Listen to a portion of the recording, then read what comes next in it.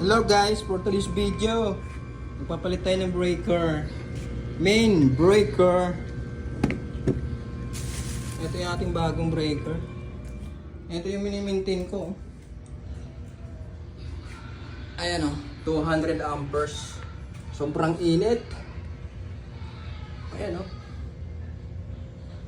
Lagi natitrip to gawa ng ano.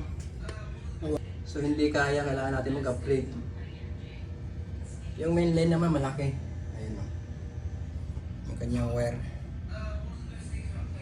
Kailangan natin i-shutdown ng buong building. Kailangan lang natin ipaalam sa lahat ng mga tenant bago natin i-shutdown. Ayan.